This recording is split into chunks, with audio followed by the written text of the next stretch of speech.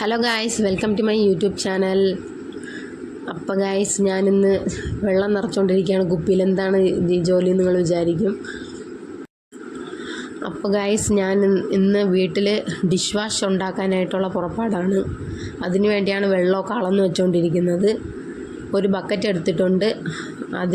ഒരു ബക്കറ്റ് എടുത്തു, അതിലേക്ക് 8 ലിറ്റർ വെള്ളം അളന്നൊഴിച്ചിട്ടുണ്ട്.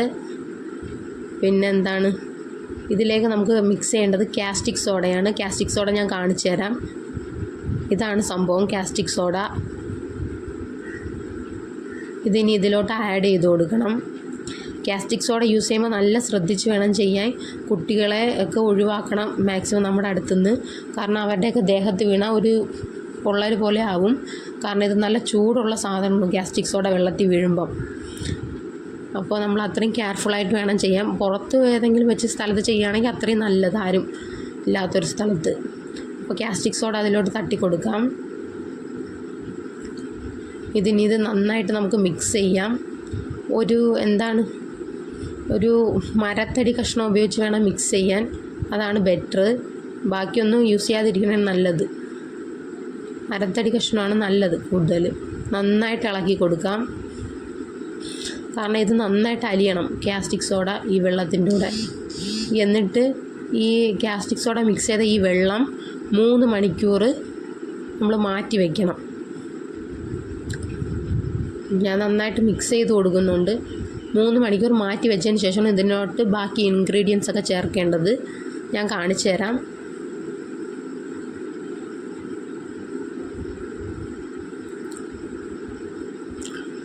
അമ്മയാണ് വന്ന് ഇടയ്ക്ക് വീഡിയോ എടുത്തു തന്നത്. എന്നിട്ട് അമ്മ പോയി. എനിക്ക് വേറെ ജോലിയുണ്ട്, നീ ഇനി എഡിറ്റ് ചെയ്യുമെന്ന് പറഞ്ഞിട്ട്. പിന്നെ ഞാനാണ് വീഡിയോ എടുത്തത്. ഇളക്കുന്ന വീഡിയോ കുറച്ച് തോനെയായിപ്പോയെന്ന് തോന്നുന്നു. ഇനി ഗായ്സ്, ഇതിലോട്ട് 3 മണിക്കൂറിന് ശേഷം മാറ്റി വെച്ച കാസ്റ്റിക് സോഡ വെള്ളത്തിൽ നമുക്ക് എൻ്റെ കയ്യിലിരിക്കുന്ന ഈ സ്ലറി, 1 ലിറ്ററിൻ്റെ കുപ്പി സ്ലറി ഒഴിച്ചു കൊടുക്കാം.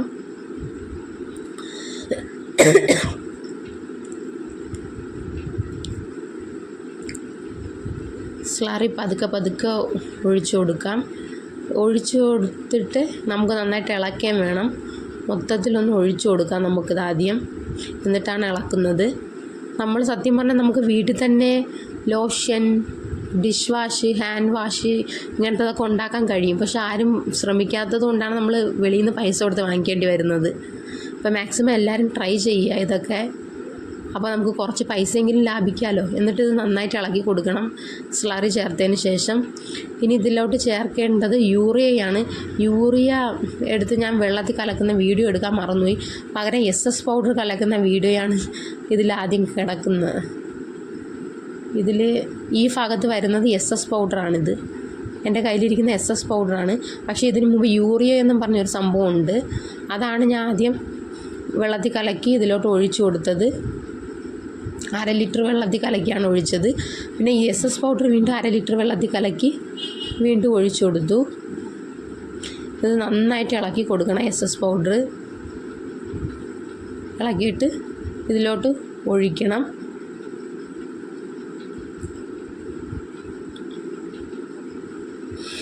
SS പൗഡർ ശരിക്കും പറഞ്ഞാൽ ഒരു പൊടി പോലത്തതാണ്. യൂറിയ കുറച്ച് കട്ടിയുള്ള സംഭവമാണല്ലോ. ഇനി SS പൗഡർ ചേർത്ത് ഇതിലോട്ട് ഒഴിക്കണം. ഒഴിച്ചിട്ട് നന്നായിട്ട് ഇളക്കി കൊടുക്കുകയാണ്. അതിനുശേഷം ഞാൻ സ്മെല്ലാണ് ഒഴിച്ചു കൊടുക്കുന്നത്. ഇത് സ്മെല്ല് ഒഴിക്കുന്നതാണ്. ഈ സ്മെല്ല് ആഡ് ചെയ്തപ്പോൾ എനിക്ക് വീഡിയോ എടുക്കാൻ പറ്റില്ല. ഏറ്റവും അവസാനം ഞാൻ കുപ്പി മാത്രം പിതുക്കുന്നതേ കാണിക്കാൻ പറ്റുള്ളൂ. പിന്നെ ഇത് കളറാണ്.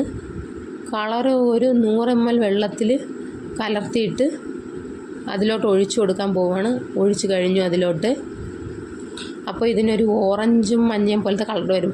ശരിക്കും നമ്മുടെ ഡിഷ് വാഷിൻ്റെ മഞ്ഞ കളർ കിട്ടിയിട്ടില്ലെങ്കിലും ഒരു ഓറഞ്ച് പോലത്തെ കളറൊക്കെ കിട്ടിയിട്ടുണ്ട് ഏകദേശം. കുഴപ്പമില്ല, നമുക്ക് യൂസ് ചെയ്യാം. വീട്ടിലെ ആവശ്യത്തിന് നമുക്ക് യൂസ് ചെയ്യാം. നല്ലതാണ്. അത്യാവശ്യം കട്ടിയും വന്നിട്ടുണ്ട്. ഇനി ഇതൊക്കെ കുപ്പികളിലാക്കി വയ്ക്കാം. അതായത് ഒരുപാട് കുപ്പികളിൽ കിട്ടി. 10 ലിറ്റർ എനിക്ക് കിട്ടി. പക്ഷേ ഇത് ഞാൻ ഇത്രയും കുപ്പികളെ